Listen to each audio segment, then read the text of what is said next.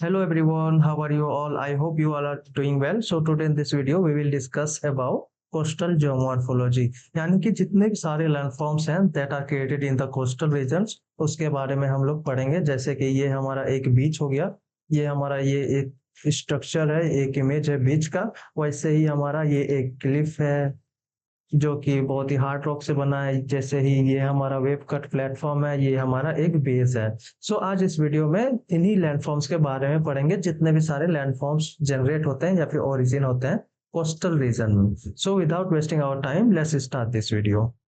अब हम लोग कुछ एजेंट्स के बारे में पढ़ेंगे जिसके थ्रू इरोजन होता है हमारा कोस्टल रीजन में। सो बेसिकली पहला है सी वेव्स, सेकेंड है ओशनिक करंट्स, थर्ड है टाइड्स। अब जो मेजर लैंडफॉर्म्स बनते हैं वो जनरली सी वेव्स के थ्रू ही बनते हैं, यानी कि sea waves are the most important agents in all among them. So basically sea waves is the major agent of coastal erosion. अब हम लोग सी वेव्स के कुछ कैरेक्टरिस्टिक्स के बारे में पढ़ेंगे एंड सिग्निफिकेंस के बारे में पढ़ेंगे। सो बेसिकली जो सी वेव्स है वो जनरली एक सर्कुलर ऑर्बिट में मूव करता है towards the land, towards the beach. अब जनरली क्या होता है कि जो हाईएस्ट पॉइंट होता है किसी भी वेव का उसको हम लोग वेव क्रस्ट बोलते हैं, और जो लोवेस्ट पॉइंट रहता है उसको हम लोग ट्रफ बोलते हैं। अब होता क्या, अब और एक चीज याद रखना कि ये जो वेव्स होते हैं ना, ये हमेशा हॉरिजेंटल ट्रेवल नहीं करते, ये सर्कुलर ट्रेवल करते हैं, ये सर्कुलर ट्रेवल करते हैं जिसके थ्रू ये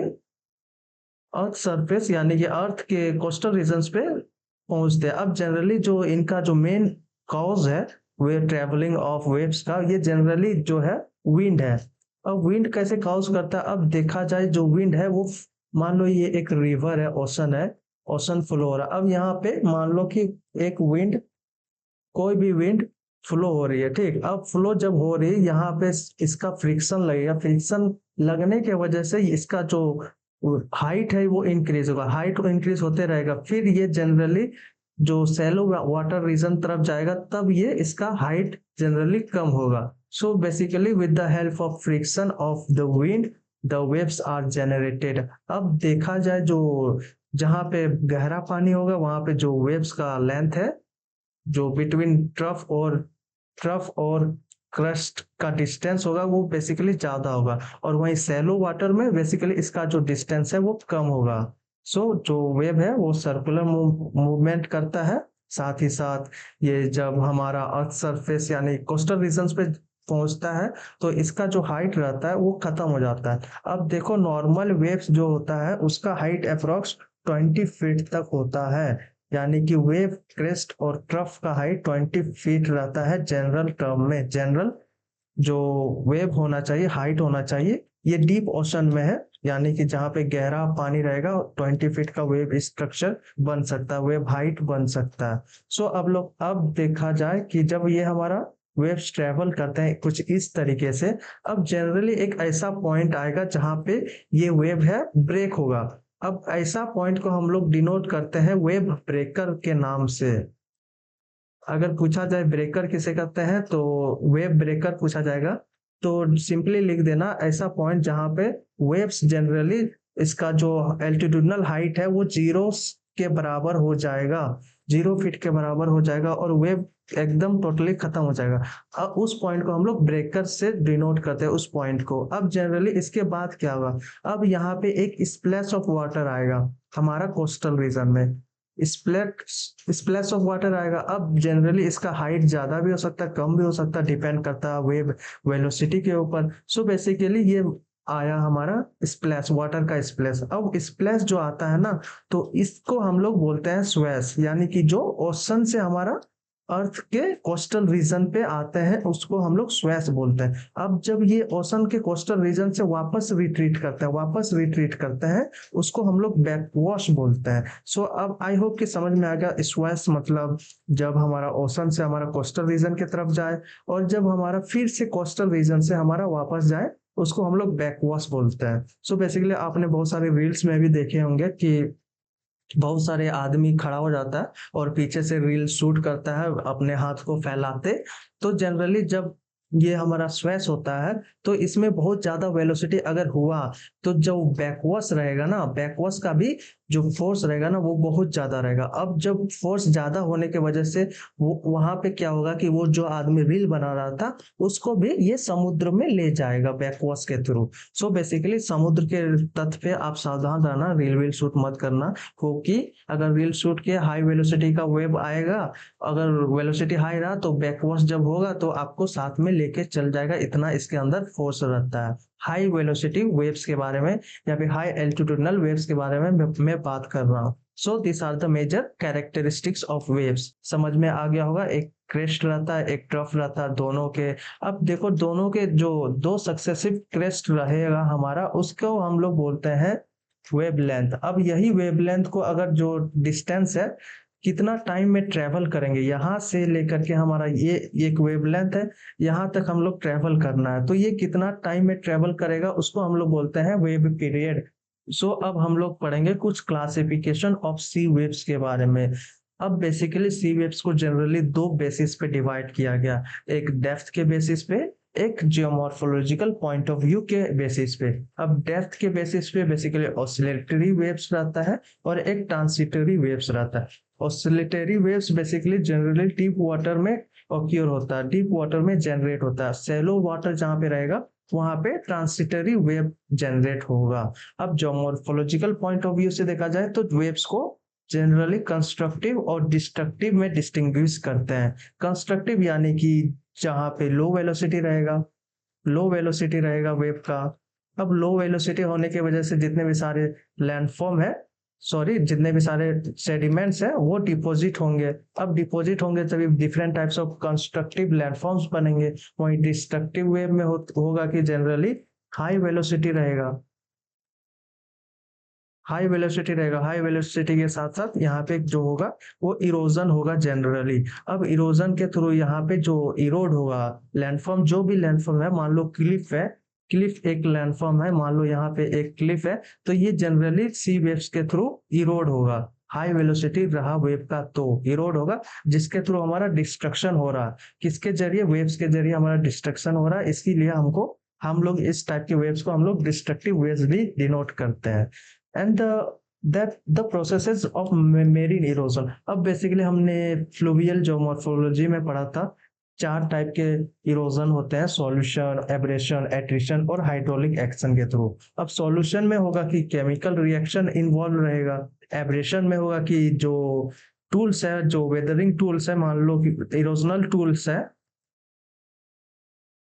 उसके थ्रू इरोजन होगा। Erosional tools like pebbles, boulders, gravels, इसी के थ्रू इरोजन होगा। एट्रिशन में बेसिकली यही इरोजनल टूल्स आपस में जब कोलाइड करेगा, कोलाइड करके सेडिमेंट्स में तब्दील हो जाएगा, उसको हम लोग एट्रिशन इरोजन में बोलते हैं। अब हाइड्रोलिक एक्शन में बेसिकली वाटर करेंट्स आ जाते हैं, जितने भी सारे लैंडफॉर्म्स बनेंगे through water currents that are comes under hydraulic action. So basically these were the major four processes that involved in landform making in the coastal regions. अब basically ये चारों बहुत ही major force है that are responsible. So चारों important role play करता है landform creation में coastal regions में। अब हम लोग कुछ लैंडफॉर्म्स के बारे में पढ़ेंगे that are created through erosional activities. जो पहला लैंडफॉर्म है वो हमारा बेस है। अब बेस और हेडलैंड क्या होता है? अब जनरली देखोगे कोस्टल रीजन में इस टाइप का स्ट्रक्चर बहुत मेजर क्वांटिटी में रहता है। इसी टाइप के स्ट्रक्चर को हम लोग बेस बोलते हैं। और ये जो हमारा हो जाता है इस स्ट्रक्चर को, ये जो स्ट्रक्चर है हमारा, इसको हम लोग बेस बोलते हैं। ये हमारा स्ट्रक्चर हो गया, इसको हम लोग बेस बोलते हैं, बेस बोलते हैं। यही जो इसका जो ये वाला स्ट्रक्चर हो जाता है, इस स्ट्रक्चर को हम लोग हेडलैंड बोलते हैं।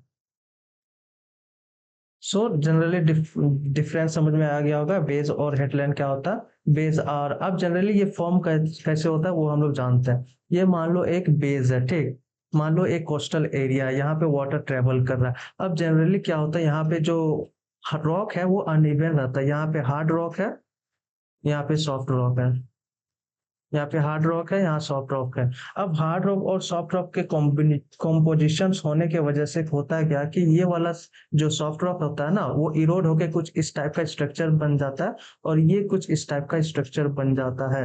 हार्ड रॉक होने के लिए रेसिस्टेंट रॉक है, इसके वजह से ये इरोड नहीं हो पाता। यहाँ पे भी सेम यही हुआ है, यहाँ पे भी सेम यही हुआ है।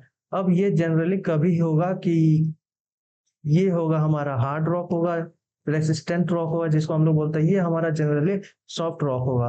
अब यहाँ पे जो इरोजन होगा यहाँ पे जल्दी होगा, जिसके थ्रू यहाँ पे एक स्ट्रक्चर लाइक जो बेस लाइक स्ट्रक्चर बन जाता है, इसी को हम लोग बेस बोलते हैं। आई होप कि आपको समझ में आ गया होगा formation of base and headland. और ये हमारा जो लिफ्टेड अप पार्ट होता है, जो अर्थ क्रस्ट का जो लैंडफॉर्म, ये अप पार्टेड लैंडफॉर्म रहता है, उसको हम लोग हेडलैंड बोलते हैं। सो जनरली ये uneven structure, uneven compositions of rocks के कारण होता है। अब नेक्स्ट लैंडफॉर्म है हमारा क्लिफ है।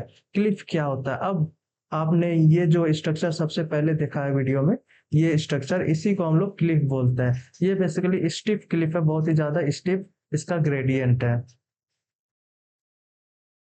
ये आप डायग्राम के थ्रू मैं समझाता हूँ। So steep rocky coast rising almost vertically, आप देखे होंगे उस इमेज में वर्टिकल, बिल्कुल वर्टिकल था अबव सी वाटर।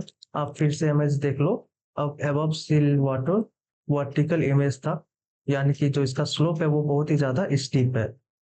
सो अब ये हमारा ज्योग्राफिकल डायग्राम है किसी भी स्टीप का। अब यहाँ पे जो बहुत सारे लैंडफॉर्म्स फॉर्म होते हैं, जिसमें से एक हमारा लैंडफॉर्म है नॉच। अब जनरली नॉच कैसे फॉर्म होता है? मान लो ये एक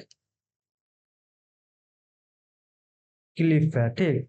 ये हमारा यहाँ पे हमारा वाटर फ्लो हो रहा।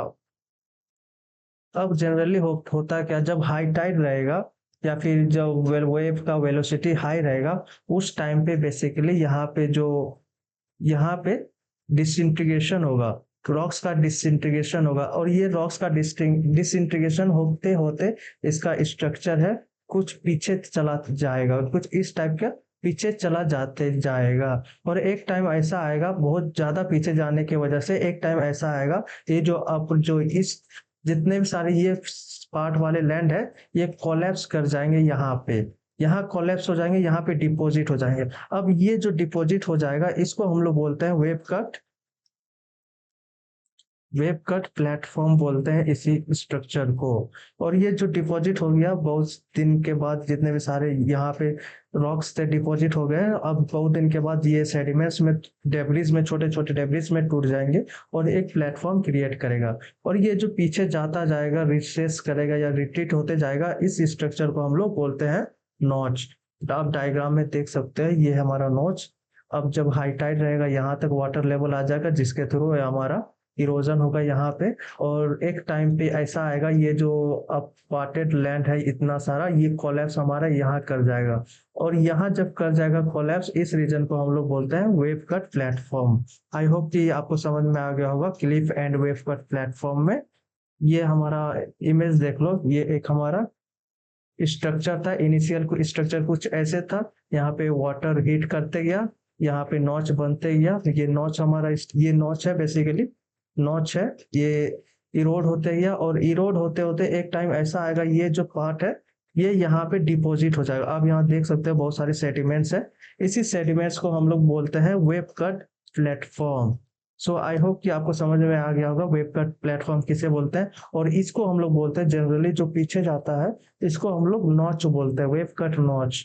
सो this landform is related to cliff. और जनरली क्लिफ में एक क्लिफ बनता है, एक नॉच बनता है, और एक वेव कट प्लेटफॉर्म बनता है। अब हम लोग कुछ क्लासिफिकेशन कर पढ़ेंगे जो कि गल्चर ने दिया था of cliff. So basically cliffs are generally 4 types: resistant cliff, weak cliffs, composite cliffs, complex cliff. यहाँ पे आज इमेज देख सकते हो, रेसिस्टेंट क्लिफ यहाँ पे मेनली हार्ड रॉक रहता है, यहाँ ये भी रेसिस्टेंट क्लिफ है इसीलिए स्टीप स्लोप है। ये बेसिकली वीक क्लिफ है, इसके लिए यहाँ पे मॉडरेट या फिर जेंटल स्लोप है। कंपोजिट क्लिफ है, ये कंपोजिट क्लिफ है, ये कॉम्प्लेक्स क्लिफ है। So this are the major cliff. Differentiation और डिफरेंट टाइप्स ऑफ क्लिफ्स। अब हम लोग wave cut platform, rock cut flat surface हमने पढ़ा वेव कट प्लेटफॉर्म के बारे में। In front of cliffs, generally ये क्लिफ्स के पास ही बनता है और क्लिफ से एसोसिएट रहता है, are called wave cut platforms और सिंपली शोर प्लेटफॉर्म्स। और शोर प्लेटफॉर्म्स भी इसी को बोला जाता है, वेव कट प्लेटफॉर्म को। अब हम लोग पढ़ेंगे केप्स के बारे में। अब केप्स जनरली, केप से रिलेटेड, जैसे हमारा क्लिफ से रिलेटेड दो स्ट्रक्चर बने, दो लैंडफॉर्म बने। एक हमारा बनता है नॉच बनता है, एक हमारा प्लेटफॉर्म बनता है जो क्लिफ के जरिए बना। वैसे हमारा केव जो है, इससे भी रिलेटेड बहुत सारे लैंडफॉर्म बनते हैं, जैसे कि ग्लोब हो जाता है, जियोस हो जाता है, आर्च हो जाता है, यहाँ पे ब्लो होल भी बनता है। ये आप देख सकते हैं, ये एक ब्लो होल का स्ट्रक्चर है। हम लोग देखते हैं ये सब कैसे बनता है। सबसे पहले हम लोग सी केव्स के बारे में पढ़ेंगे। It is formed along the coast due to gradual erosion of weak and strongly jointed rocks by uprushing breaker waves. The joints are widened into large cavities and hollows, which are further enlarged due to gradual wave erosion into well-developed coastal caves. अब generally होता क्या है कि यहाँ पे जो है, तो किसी भी कोस्टल रीजन में अगर लाइमस्टोन प्रेजेंट है, अब बेसिकली जान लो कि ये हमारा एक हेडलैंड का स्ट्रक्चर है, हेडलैंड का स्ट्रक्चर है। यहाँ पे कोस्टल लाइमस्टोन अवेलेबल है। अब बेसिकली लाइमस्टोन अवेलेबल है जिसके जरिए हमारा केमिकल डिसइंटीग्रेशन होगा रॉक्स का। अब जब डिसइंटीग्रेशन होगा तो ये कैविटी बनेगा यहाँ पे। इसी कैविटी को हम लोग बोलते हैं केव। आप यहाँ पे जैसे कि एक स्ट्रक्चर था, ये एक मान लो बेस है, ठीक। अब बेस में जनरली मान लो कि यहाँ पे जो है, यहाँ पे लाइमस्टोन हैवी अमाउंट में प्रेजेंट है, ठीक। ये जो लाइमस्टोन है, बाकी है दूसरा ग्रेनाइट्स रॉक है दूसरा, बस यहाँ पे लाइमस्टोन है। अब लाइमस्टोन में क्या है, जनरली हमारा जॉइंट्स होते हैं, जिसके थ्रू हमारा इरोजन होता है, केमिकल इरोजन होता है, केमिकल रिएक्शन होता है जॉइंट्स में ही। कैसे केमिकल रिएक्शन होता है, जो CO2 है वो वाटर के साथ रिएक्ट करके डिसइंटीग्रेशन करता है। अब जनरली क्या होता है कि जब ये डिसइंटीग्रेशन करेगा, ये लार्ज कैविटी फॉर्म करेगा, gradually it develops large cavity, और इसी कैविटी को हम लोग बोलते हैं सी केव्स। अब बेसिकली यही कैविटी अगर उधर भी साइड रीजन में भी, अगर यहाँ उसके ठीक ऑपोजिट भी अगर डेवलप हो कैविटी, और ये बाद में जॉइंट हो जाए, दोनों केव जॉइंट हो जाए और ये लार्ज कैविटी का फॉर्म करे, इसको हम लोग बोलते हैं, मान लो ये जॉइंट होके होलो हो गया, और इस स्ट्रक्चर को हम लोग बोलते हैं आर्च। हम लोग आगे पढ़ेंगे आर्च के बारे में। यहाँ पे देख सकते हैं, यहाँ पे वेव जो केव फॉर्म हुआ। अब यही जो केव है, पीछे से भी हेडलैंड है, ये एक हेडलैंड है, पीछे से भी फॉर्म हुआ, तो ये एक आर्च बन गया। यही आर्च अब फर्दर डेवलप होगा एक स्टंप में। अब स्टंप से पहले एक स्टैक में डेवलप करेगा। बेसिकली ये हमारा जो स्ट्रक्चर है, ये जो हमारा आर्च है, ये बाद में एक स्टैक के रूप में डेवलप करेगा, और यही स्टैक साथ में इरोजन होते ये छोटा साइज में हो जाएगा, और इसी छोटे साइज को हम लोग बोलते हैं स्टंप। बेसिकली हम लोग देख सकते हैं कि पहले केव था, छोटा सा केव था, ये बाद में बड़ा केव बना। अगर दोनों साइड से केव बन जाता है, ये जनरली दोनों साइड से केव जनरली हमारा हेडलैंड में ही बनता है, यानी कि जहाँ पे बेस होगा वहीं पे बनता है। और जहाँ पे बेस नहीं होगा, मान लो किसी क्लिफ में लाइमस्टोन प्रेजेंट है, किसी क्लिफ में लाइमस्टोन प्रेजेंट है, तो क्या होगा, अब जनरली उसमें क्या होगा कि वे केव बनेगा, और केव के बाद का जो स्ट्रक्चर होगा वो होगा ग्लूफ या फिर ब्लो होल्स होगा, और साथ ही साथ एक लास्ट में हमारा जियोस भी फॉर्म करेगा। वो कैसे फॉर्म करेगा, हम लोग पहले इसका डेफिनेशन पढ़ लेंगे आर्च का, इसके बाद हम लोग देखेंगे। Arch when caves are formed on opposite side, यानी कि दोनों साइड फॉर्म होगा केव of the seaward projecting headland। या बेसिकली इसका जो आर्च का फॉर्मेशन है वो हेडलैंड में ही होगा। हेडलैंड कहाँ पे होगा, जहाँ पे बेस होंगे। A natural arch is form due to coalescence of two caves. तो बेसिकली वहां पे आर्च बनेगा। अब हम लोग पढ़ेंगे ग्लोब के बारे में या फिर ब्लो होल्स के बारे में, क्या होता है। अब जनरली आप देख सकते हो, ये एक क्लिफ है, ठीक। ये क्लिफ में मान लो यहाँ पे लाइमस्टोन प्रेजेंट था, लाइमस्टोन प्रेजेंट होने के साथ के वजह से यहाँ पे इरोजन हुआ, इरोजन होने से हमारा ये एक केव बना। अब बेसिकली यहाँ पे क्या होगा कि वाटर मूव करेगा, अंदर वाटर मूव करेगा। अब वाटर अंदर मूव करेगा, यहाँ पे वैक्यूम है। अब वैक्यूम है तो बेसिकली वहां पे एयर भी होगा। यहाँ पे सॉरी, वैक्यूम नहीं, कैविटी है या फिर वॉइड है, जगह है, खाली जगह है। तो वहां पे जब एयर है, प्रेजेंट है, और वहां का एयर वहां पे कंप्रेस हो जाएगा। अब यहाँ पे डेफिनेशन में समझते हैं। Sometimes when air in the cave is compressed, यानी कि वहां पे जो है, यहाँ क्लिफ में लाइमस्टोन है, लाइमस्टोन के थ्रू हमारा केव बनता है, और केव के अंदर हमारा कैविटी होने की वजह से एयर भी पास होता है। और वही एयर जब हमारा कंप्रेस होता है तो वही whistling like structure sound produce करता है। अब साउंड प्रोड्यूस करता कैसे, चलिए देखते हैं। बाय अप्रोचिंग पावरफुल स्टॉर्म की waves finding no other route to escape it breaks open the roof of the cave। यानी कि एक ऐसा टाइम आएगा due to compressional of air, जो हमारा होल है वो क्रिएट होगा हमारा अपर सरफेस ऑफ क्लिफ के ऊपर। क्लिफ के ऊपर जनरली अपर सरफेस में एक छोटा सा होल बनेगा। इसी को होल को हम लोग बोलते हैं ब्लो होल। ब्लो होल, इसी होल को बोलते हैं। इतना प्रेशर बनेगा, सी वेव्स का इतना प्रेशर रहेगा, कंप्रेशनल प्रेशर बनेगा कि वहां का जो अर्थ क्रस्ट का जो क्लिफ का जो क्रिस्टल पार्ट्स है, अपर क्रिस्टल पार्ट्स है, वो डिस्ट्रॉय हो जाएगा, एक्सप्लोड हो जाएगा। इसी को, उसी एक्सप्लोजन को, होल को बोलते हैं हम लोग ब्लो होल, या फिर नेचुरल चिमनीस, या फिर ग्लू। तीनों चीज बोलते हैं, ग्लोब या फिर ब्लो होल्स या फिर natural chimney. So I hope कि समझ में आ गया होगा। तो ब्लो होल्स कैसे जनरेट होते हैं, ओरिजिनेट होते हैं, फॉर्म होते हैं। Generally it form due to the compressional of air and powerful storm waves, and that structure, that landform is known as blow hole. और ये बेसिकली जहां पे केव रहेगा वहीं पे जनरली फॉर्म होगा। आई होप कि आपको समझ में आ गया होगा। अब हम लोग फर्दर डिपोजिशनल लैंडफॉर्म्स के बारे में पढ़ेंगे। अगर यहाँ तक कोई भी डाउट है तो आप कमेंट सेक्शन में पूछ सकते हैं, मैं रिप्लाई करूंगा। अब हम लोग डिपोजिशनल लैंडफॉर्म्स के बारे में पढ़ेंगे। जो कि फर्स्ट डिपोजिशनल मेजर लैंडफॉर्म्स है वो बीचेस है। ये जनरली बहुत ही मेजर क्वांटिटी में अवेलेबल है हमारे कोस्टल रीजन्स में around all over the world. So temporary or short-lived deposits of marine sediments consisting of sands, shingles, cobbles, etc. on the seashore are called beaches। अब basically यहाँ पे जो composition होता है वो सैंड होता है, सिंगल्स होता है, कॉबल्स होता है। ये जनरली जो माइनर डायमीटर के जो सेडिमेंट्स होते हैं वो रहते हैं हमारे बीचेस में। द मेजर सोर्स, अब बेसिकली जो सोर्स है बीचेस का, सोर्स है वो क्या है, जो मटेरियल्स है वो क्या है, मैंने अभी बताया, सैंड्स है, सीगल्स है, कॉबल्स है। साथ ही साथ जितने भी सारे हेडलैंड्स होंगे, उस वहां पे जो इरोजन होगा वही डिपॉजिट हमारे बीचेस में भी करेगा।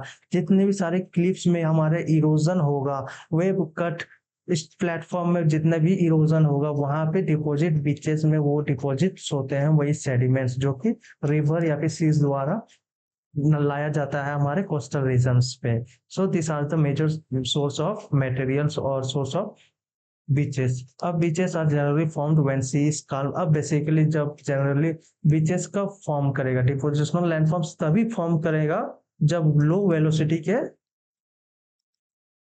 वेव्स होगा। Generally depositional landforms are form due to low velocity winds. ये हमारा बीच का स्ट्रक्चर है। अब बीचेस में बेसिकली दो पार्ट होते हैं, एक अपर बीच होता है, एक लोअर बीच होता है। लोअर बीच जनरली सीवर्ड एरिया को बोलते हैं और अपर बीच जनरली लैंडवर्ड एरिया को बोलते हैं। इसी में बहुत सारे स्ट्रक्चर बनते हैं जैसे रिपल्स। अब देख सकते हो कि बीच में टीला लाइक स्ट्रक्चर, रेत का टीला, धीरे धीरे रिचेस लाइक स्ट्रक्चर बनते हैं, छोटे छोटे एल्टीट्यूडनल हाइट का, उसको हम लोग सैंड रिपल्स बोलते हैं। और कहीं कहीं पे ये बेसिकली एक ऐसा कॉन्केव लाइक स्ट्रक्चर को हम लोग बीच कप्स बोला जाता है।